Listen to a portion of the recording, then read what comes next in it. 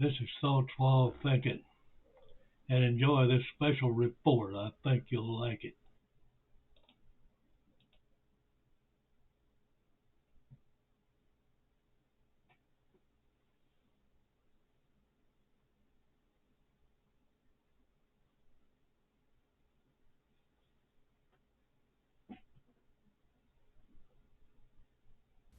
The instrumental use of the history of slavery today also underlies the claim that slavery grew out of racism. For most of its long history, which includes most of the history of the human race, slavery was largely not the enslavement of racially different people, for the simple reason that only in recent centuries has either the technology or the wealth existed to go to another continent to get slaves and transport them en masse across an ocean. People were enslaved because they were vulnerable, not because of how they looked. The peoples of the Balkans were enslaved by fellow Europeans, as well as by the peoples of the Middle East, for at least 6 centuries before the first African was brought to the Western Hemisphere. Before the modern era, by and large, Europeans enslaved other Europeans, Asians enslaved other Asians, Africans enslaved other Africans, and the indigenous peoples of the Western Hemisphere enslaved other indigenous peoples of the Western Hemisphere. Slavery was not based on race, much less on theories about race. Only relatively late in history did enslavement across racial lines occur on such a scale as to promote an ideology of racism that outlasted the institution of slavery itself. Wherever a separate people were enslaved, they were disdained or despised, whether they were different by country, religion, caste, race, or tribe.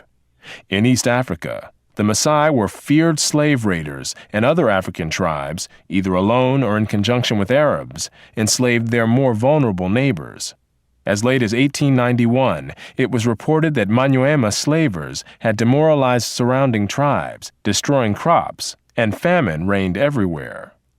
Even in the early 20th century, Abyssinians were still raiding other Africans and carrying off slaves. It was 1922 before the British had gained sufficient control in Tanganyika to stamp out slavery there.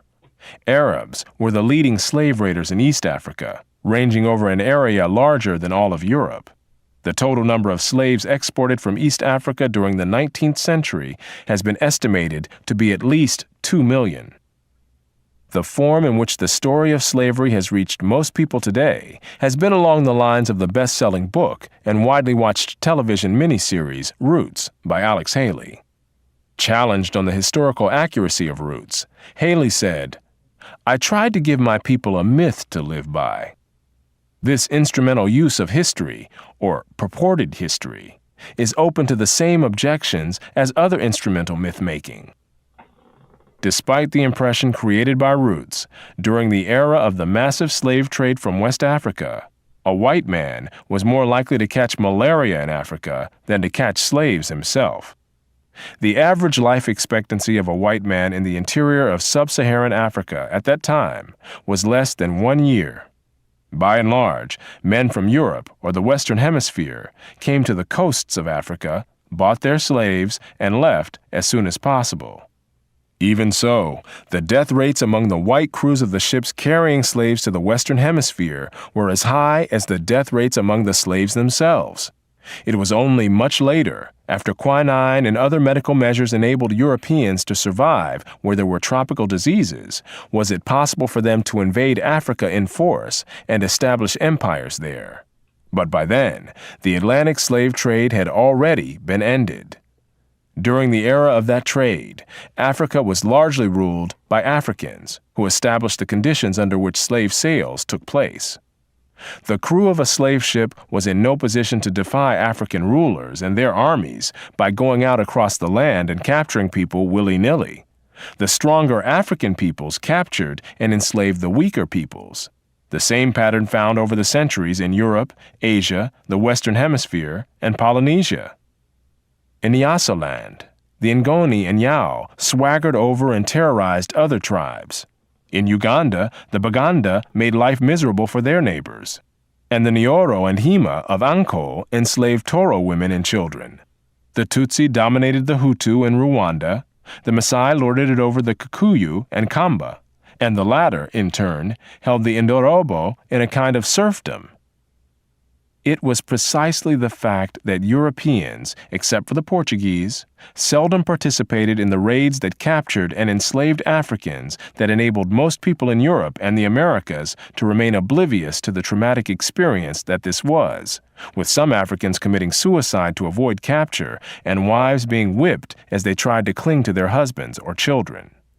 Historian David Breon Davis pointed out that Europeans had little contact with the actual process of enslavement, and that as late as 1721, the Royal African Company asked its agents to investigate the modes of enslavement in the interior. Europeans typically saw only the end results, enslaved people being offered for sale on the coast. It was much the same story in the Ottoman Empire, where those who bought slaves had no idea what these slaves had been through before. The unique position of the Western world in the history, and especially the destruction of slavery, need not imply that there was unanimity within the West on this institution. In addition to whites who defended the enslavement of Africans on racial grounds, or who opposed general emancipation on social grounds, there were many whites, and even blacks, who defended slavery as a matter of self-interest as slave owners. Although most black owners of slaves in the United States were only nominal owners of members of their own families, there were thousands of other blacks in the antebellum South who were commercial slave owners, just like their white counterparts. An estimated 1/3 of the free persons of color in New Orleans were slave owners, and thousands of these slave owners volunteered to fight for the Confederacy during the Civil War. Black slave owners were even more common in the Caribbean. In short, there were many defenders of slavery in the West, even in the 19th century, and outside the West, slavery was too widely accepted to require defense. No other nation ended slavery in the same way as the United States did, and few ended it after so short a struggle, as history is measured. How and why did slavery end in most of the world? There were two major processes.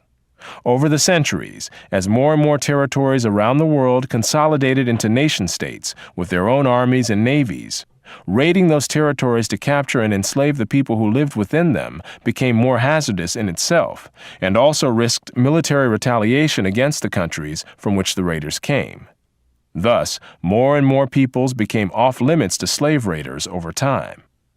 Put differently, the areas which remained subject to slave raiding over the centuries were primarily those where the people lived in smaller or weaker societies.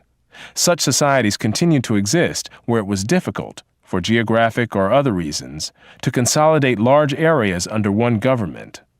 This was true of the Balkans, the backwaters of Asia, and much of sub-Saharan Africa.